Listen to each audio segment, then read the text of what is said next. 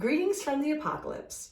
So I'm so excited to start sharing the information about the master setting set that I designed at Jewelry Arts. These are the tools really that we've made for ourselves for years and we would try to help the students to make their own, but it gets very time consuming with all the jewelry making and then sort of hand making the tools as well. So finally, after all these years, we were like, we're just gonna make a set. They'll be beautiful just the way they are. They won't really need to be modified.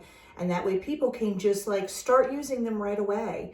I mean, it is a little crazy that there aren't nice setting tools out there. It's kind of like if a carpenter was like, okay, I'm gonna learn how to be a carpenter, but first I'm gonna have to make my own hammer. Like it's ridiculous.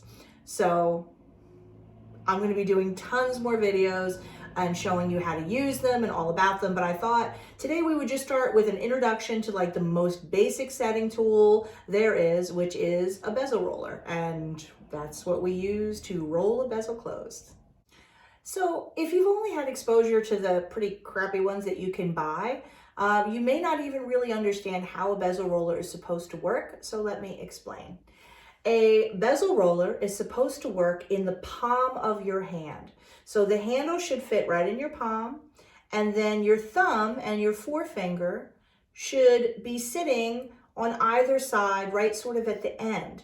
Because when you set, your elbow is supposed to be up in the air, and the force really comes from your shoulder. Because if your fingers are hurting you quite a bit when you're setting, then that's usually a pretty good sign that you're like, clenching up and trying to get your fingers to do the work.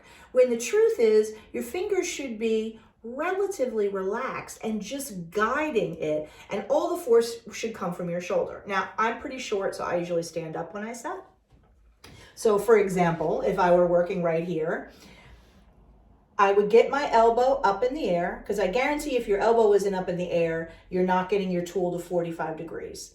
Now, my hand pretty much is hiding the tool, so I'm going to take it away, mostly for a moment, just to show you that correct angle. 45 degrees. If your setting tool is lower than 45 degrees, you're primarily going to be ejecting the stone, which I'm sure you've all had that experience, and it's not a lot of fun. So don't do that. Nothing below 45 degrees.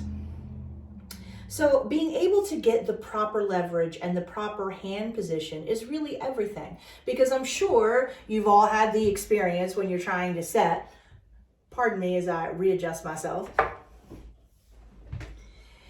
that you're sliding all over the place and it's really hard to keep your tool where it's supposed to be.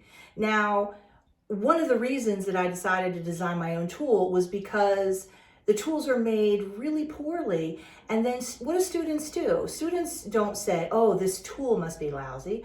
No, they immediately blame themselves for slipping and sliding and things like that. Now, granted, the more that you practice, the better off you get at setting, but everyone slips occasionally. It just happens.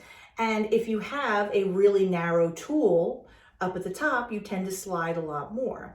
That's why. So here's a close-up of tool number one, the bezel roller. Now, you'll notice that the sides are very highly polished. That way, if you accidentally slip and hit anything that you shouldn't, it'll just leave sort of a shiny mark. But the working end right here, where you're actually going to be resting this against the bezel, that's about a 400 sandpaper finish. If you put a real high shine there, you tend to slip a little bit more, which obviously no one wants to slip a little more. Now, that's also why I made this out of brass, because brass slips a little bit less than steel does. Now, and particularly when you're a beginner, slips are really stressful and awful, and you're all over the place and you're digging up your piece, and but even when you get better and you practice, everybody slips sometimes. So I still use this exact tool because who doesn't like a little less slipping? I like to slip less, so brass it is. You notice it's also shaped on the sides right here so that my fingers, my thumb and my forefinger, fit right there. This gives me control and comfort. And if I'm not stressed out about my fingers hurting, I can actually relax and set and get my work done. Because, anytime your body is uncomfortable or like in pain or, in an uncomfortable position, your focus isn't on your work. which is why usually I'm always recommending to people, like, get yourself situated first. Do you know what I'm saying? Like, be in a comfortable spot and your arms in a comfortable spot and whatever when you're working, because if you're uncomfortable, you can't concentrate. I've never really seen anyone who can concentrate very well when they're uncomfortable. So, you see that? That's really comfortable. You don't have to think about it. Your fingers just automatically are in the right position. And you'll notice the tool fits right against the palm of your hand. And for those of you who have always bought your tools and they're made real long, those are made for people with really large hands, and you're really meant to modify them. But a lot of beginners don't know that. So again, they're holding a tool like this, you know, with the handle sticking out to the side, and you have very poor control and you're not getting leverage. And you know, leverage is really everything when you're setting. Like I was saying before, the force really should be coming from your shoulder and you're pushing in, and your fingers are kind of just guiding things. But like, this tool fits in my hand, like you don't even feel it. It's just like a part of my hand. And that's what's so important. Stop thinking about your tools and start concentrating on your work. So that's why I thought it would be so nice for people to actually have a tool that fits them and actually helps you do the work instead of fighting against it. Another way that this tool is going to help you avoid slipping is, do you see how nice and wide this head is? This gives you a lot of room because this is right where you're going to be resting on the edge of that bezel. If the top of this is super narrow, it's so much easier to slide off. You know, this way, if you shift a little bit, 1 millimeter one way, 1 millimeter the other way, you're still right up here, which is like, this is the sweet spot. This is the spot where you have all the control. So it really helps to have a little extra width here, especially when you're starting out. Getting these tools produced just the way we wanted them was incredibly slow, and took us really a few years, but it's so worth it. I am so excited for everyone to start being able to use these tools.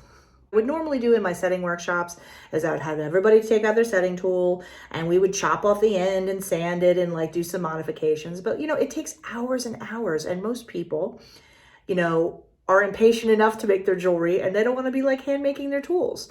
You know, like I'm a big weirdo. I love to adjust my tools, but like I'm a big weirdo. You don't got to be like me.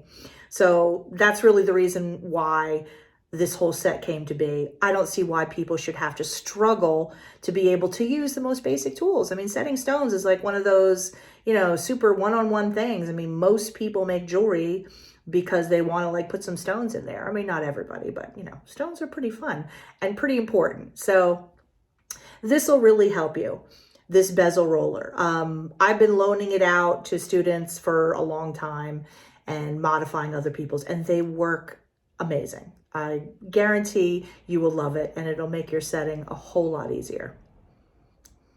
So this is just a little close-up of how the bezel roller fits in your hand. The handle fits right in the palm of your hand, and then you take your thumb and your forefinger, and they tuck in on the side just like that.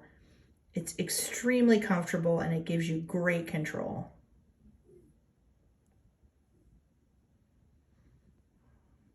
Basically, you know the tool is working when you forget that it's there.